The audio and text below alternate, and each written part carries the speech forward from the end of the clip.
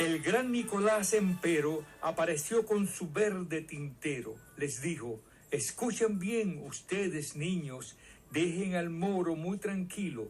No hay razón para que la gente insiste en tratarlo diferente. Los chicos no lo quisieron oír, y lo que hicieron fue reír, y se burlaron más que antes del niño moro caminante. ¡Qué lindo!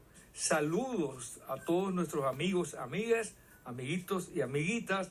Hoy estamos de pláceme en Abra Palabra. Abra Palabra es un programa de literatura infantil moderado por su creador José Ravelo y por este servidor.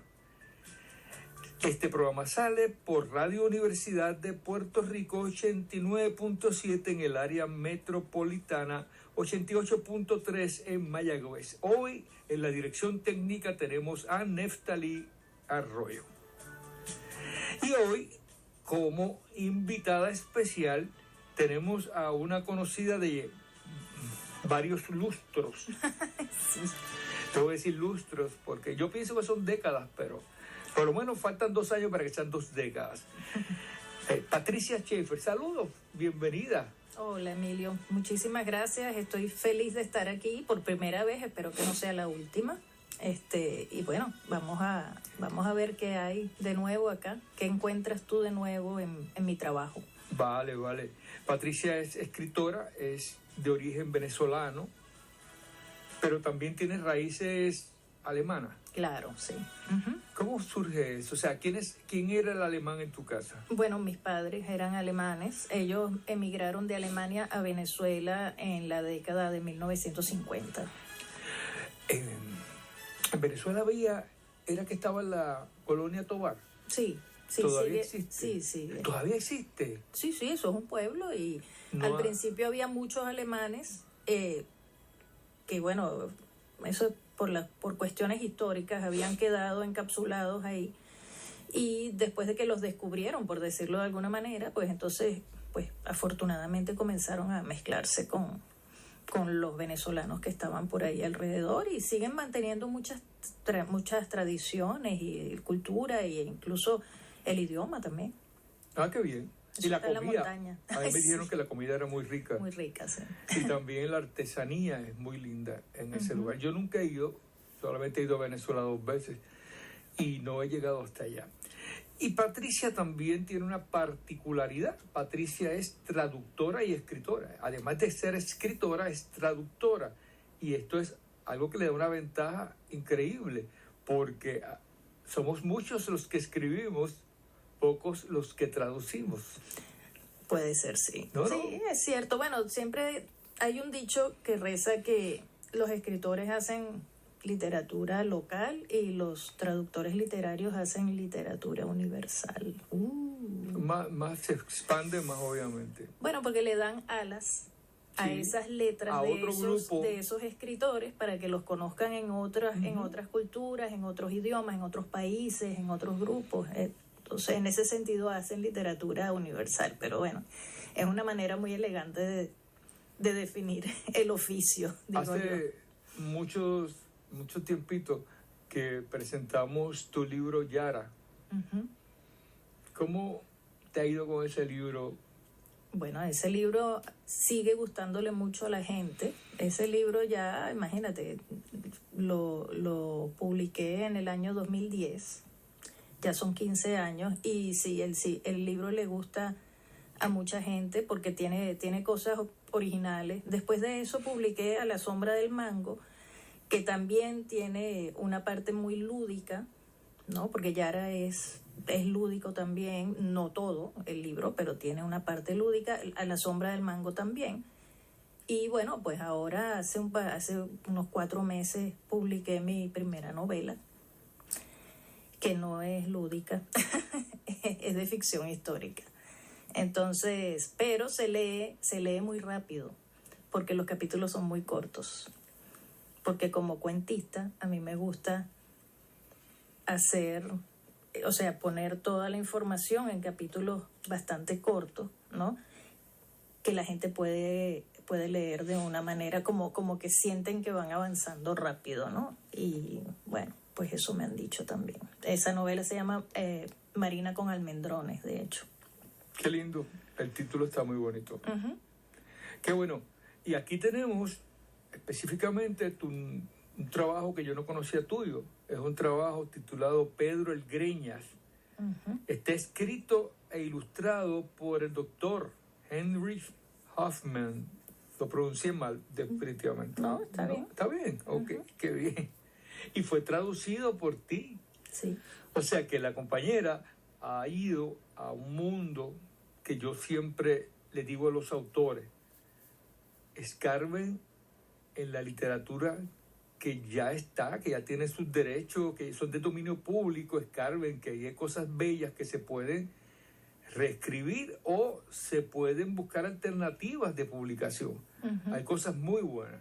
Además de que, por ejemplo, yo no conocía a este autor y ahora lo veo aquí por primera vez y yo digo, qué bueno, pues entonces me estoy exponiendo a un nuevo autor también, que no es tan conocido, porque esa época, esto es principios del siglo XIX, y tenemos ahí el mundo literario estaba enfocado específicamente, el mundo de Alemania, en lo que es el romanticismo. Uh-huh. Ahí veníamos con una novela como fue Las desventuras del joven Bertolt, de Goethe. Uh-huh. Esa novela hizo un septiembre, un agosto, un verano, lo que tú quieras decirle, maravilloso, al punto, para los que no lo sepan, que el romanticismo recalcitrante de la obra hizo que la gente se vistiera como el protagonista.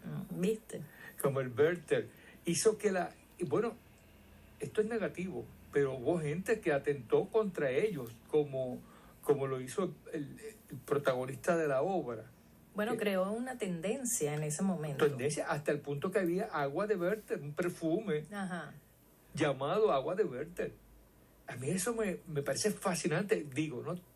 Ya no me asombra tanto porque cuando viene Harry Potter o cuando viene Star Wars o cuando viene Lord of the Rings, la gente se viste para ir a ver la película. La tendencia. Y yo nunca he entendido eso, ¿verdad? Yo vestirme de Frodo. Digo, a mí no me queda el personaje. Bueno, pero espérate, la gente que va a ver un partido de fútbol, que aquí llaman soccer, también se ponen las camisetas del equipo. Uh-huh. O sea, es que la gente quiere ser parte de algo, ¿no? Y si algo les gusta, pues quieren ser parte de eso, quieren adueñarse de eso, quieren apropiarse de alguna manera de eso. Y eso fue lo que yo hice con este libro. Yo quería hacer este libro mío.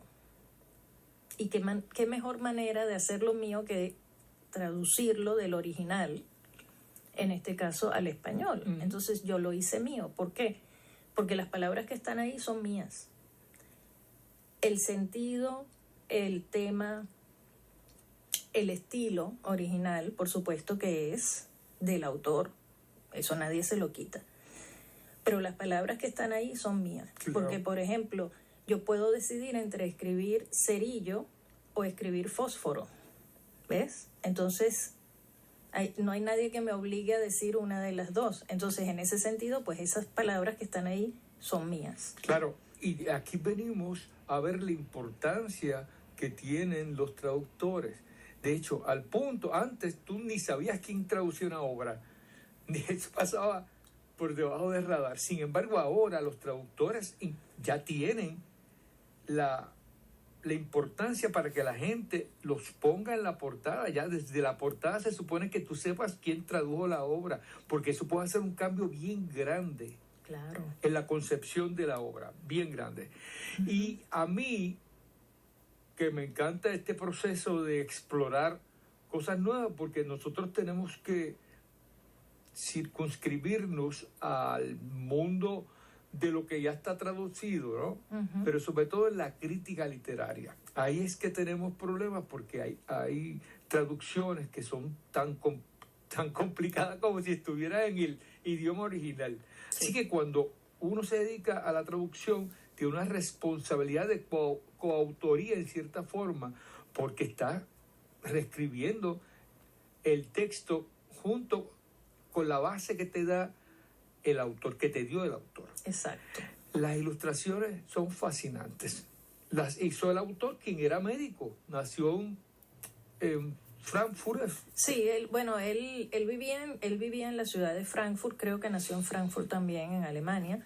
Él hizo las ilustraciones y escribió el libro con la misma tinta que usó para las ilustraciones, las usó para el libro, y hizo el libro completamente, como quien dice hoy en día, de manera artesanal, ¿no? Porque tomó las hojas, escribió, hizo los dibujos y luego lo cosió a mano y se lo puso a su hijo en la mesa de los regalos de Navidad en 1844.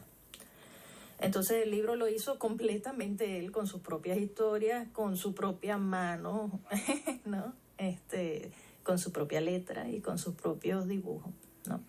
Y al niño parece que, según lo que cuenta la historia, ¿no? Al niño le encantó el libro y sobre todo, ¿sabes? Después, cuando la gente viene y te saluda en tu casa por la Navidad, por el Año Nuevo, y veían el libro ahí y lo ojeaban, la gente, los adultos, se quedaron fascinados con el libro y le empezaron a decir al hombre que tenía que publicarlo. Entonces lo publicó un año después.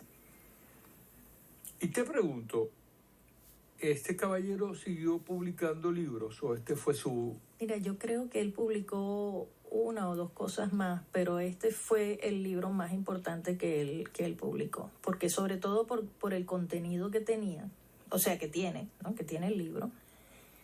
Este libro trata varios problemas psicológicos y emocionales también, que uno tal vez ni siquiera pensaría que existían ya en esa época, como lo es la anorexia, por ejemplo, el síndrome de inatención e hiperactividad también. Y bueno, cosas universales que siempre ha habido, como el racismo también, y el bullying. Entonces ya en esa época había todos esos problemas y condiciones también. Y él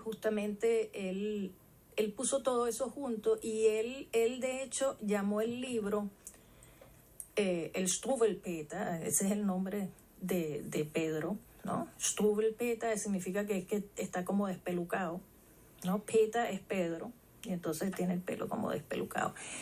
Y lo llamó el Struwwelpeter, o cuentos jocosos con ilustraciones cómicas. Claro, era otra época, ¿verdad? O sea, era el siglo XIX y la gente tenía un humor distinto. Además, en Europa siempre ha habido un humor distinto que en las Américas, ¿no? Y la época, pues sí, era una época en la que los padres eran más rudos también con los hijos, pero eso no significa que no los querían, sino que, bueno, pues... Eso es lo que sabían. Eso era lo que había. O sea, eso era lo que ya se había establecido.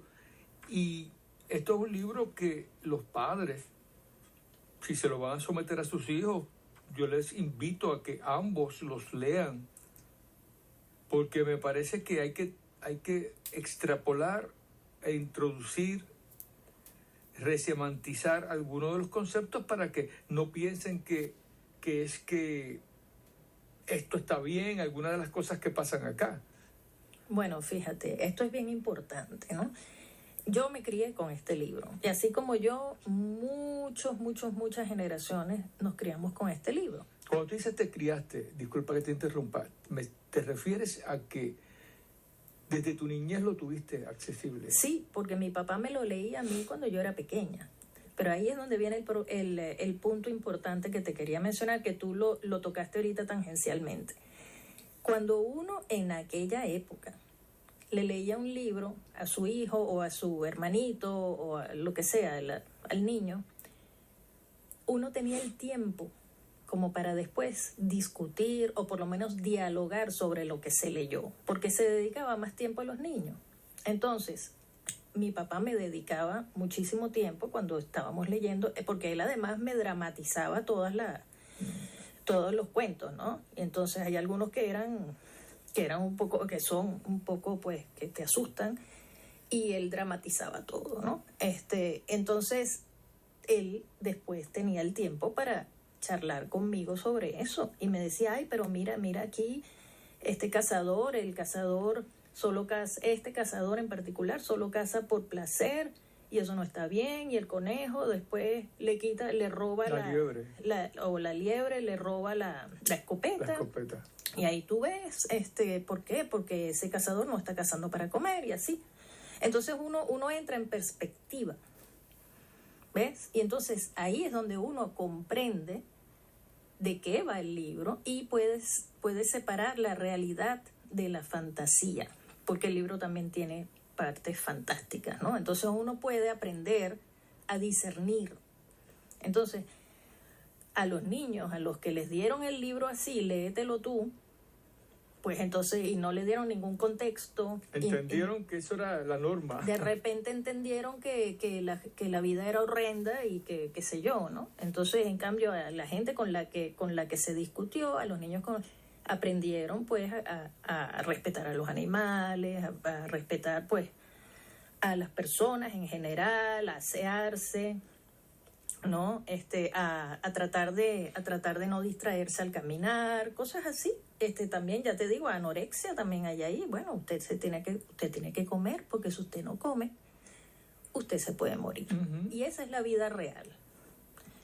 Entonces, este libro te da lecciones de supervivencia en el mundo real. Y yo creo que por eso tal vez es que hay gente que lo considera chocante.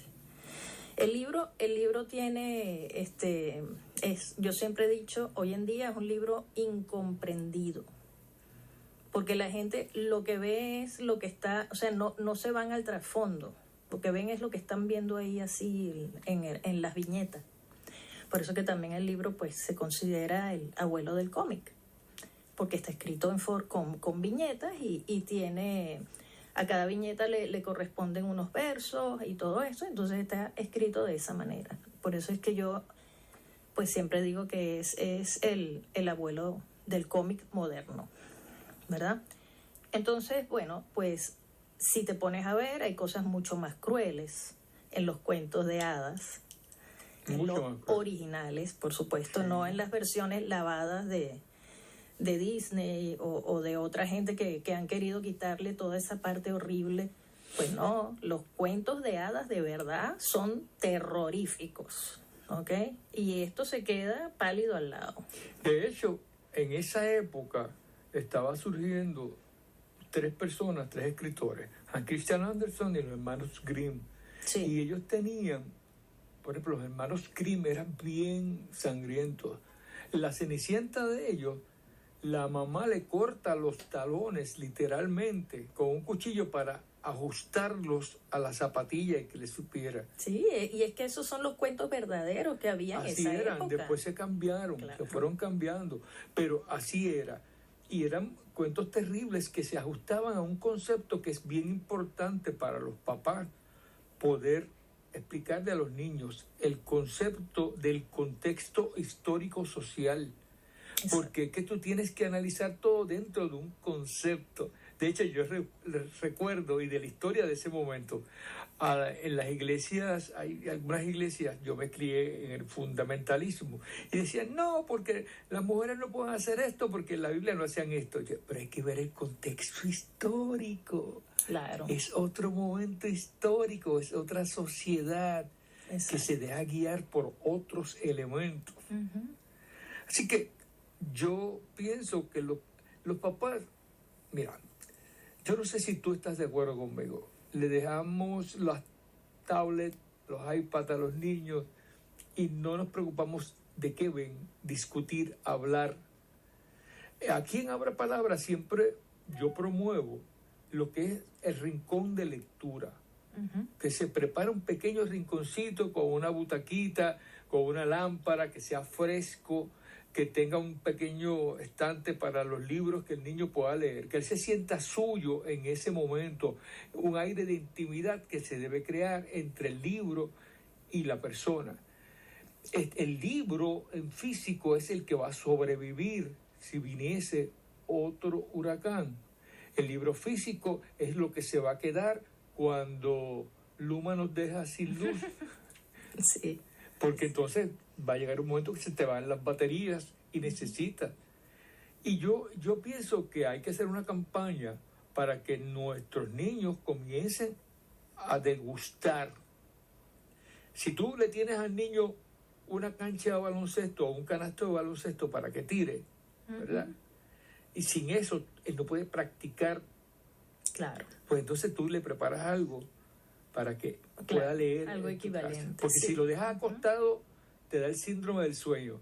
Que es que abre un libro, dice, papi, cuéntame un cuento para dormirme. Entonces relacionan cuento, sueño, cuento, sueño. Sí, eso es verdad también. Eso es cierto. Pero fíjate que en las librerías, hoy en día, en las grandes, hay en la sección de infantil, generalmente ellos tratan de hacer como un ambiente para que los niños se sienten a disfrutar los libros ahí. Eso me parece muy bueno. Si se pudiera tener algo así en la casa, tal vez en la habitación del niño o de los niños, pues sería muy bueno. Ahora, este libro que yo te traigo hoy aquí, Pedro el Greñas, no es un libro como para dárselo hoy en día a un niño muy pequeño, porque este libro necesita ese contexto del que yo te estaba hablando antes, ¿no? O sea, de que haya un diálogo. Este libro genera diálogo y es bien chévere, ¿no? Pero requiere entonces que el adulto pues esté ahí, porque si no el niño se puede llevar la idea equivocada también, ¿no? Hay cosas bien evidentes acá, ¿no? En el libro, pero hay mucha gente hoy en día, como ya estábamos hablando antes, que piensa que pueden ser historias muy crueles, ¿no? Entonces nadie le quiere dar algo muy cruel al niño. Sin embargo, este libro, para mí, yo considero que es un libro que hizo historia en la literatura universal, hizo historia, y hoy en día se puede ver también incluso como una curiosidad para los adultos, ¿no? Que, o sea, los adultos pueden estar interesados en leerlo como una curiosidad de un libro del siglo XIX que tiene una traducción actualizada, y los jóvenes lo pueden ver, por supuesto, como lo que ya dije, ¿no? Como el abuelo del cómic. Es tal vez el primer libro escrito de esta manera, que hoy en día, bueno, si tú ves los cómics y los mangas, hay todos los temas posibles, ¿no? Y los registros posibles en cuanto a cómic y manga. Y bueno, esto pues es un perfecto antecesor, predecesor de ese género, justamente, ¿no? Pero sí, es un libro que yo lo leí, o sea, a mí me lo leyeron cuando yo era pequeña. ¿Te lo explicaban? Pues claro, yo tuve conversaciones con mi papá cada vez que leíamos el libro, que él me leía el libro y me lo dramatizaba. Yo le preguntaba cosas y él me decía, bueno, esto es así, así. Y me decía, mira aquí este niño con el látigo, cómo le está dando duro a ese perro. Y claro, ¿qué crees tú? El perro no le gusta eso. El perro, fíjate, aquí se venga el perro lo muerde. Y entonces, ¿qué sucede? El perro lo muerde, ahora el niño tiene que estar en cama y tiene que tomar la medicina. Y la medicina no tiene buen sabor. Y sin embargo, ahora, mira, el perro ahora come en la mesa en la que debería estar comiendo ese niño. Mientras el perro se sentó en la mesa del bravucón, comió salchicha y pastel, y con vino calmó su sed. La fusta la puso al lado y la vigila con cuidado. Ay, qué bueno que el perro salió bien, que se vengó de ese niño abusador, que posiblemente iba a ser un asesino en serie o algo así. Puede ser, sí. Sí, no, terrible. Mira, las ilustraciones son hermosas. Él era médico, pero dominaba lo que era el arte de ilustrar. Son muy lindas obviamente, son imágenes, ilustraciones adaptadas a lo que se hacía en la época. Esto es muy de la época. Es de la época, fíjate cómo están vestidos todos, y mira cómo es el mobiliario y todo, ¿no? Los cuartos, cómo se ven y todo, sí. Es todo de la época, y ya te digo, son ilustraciones de él. Y bueno, yo soy escritora, pero yo no dibujo nada, así que yo nunca pudiera hacer algo así.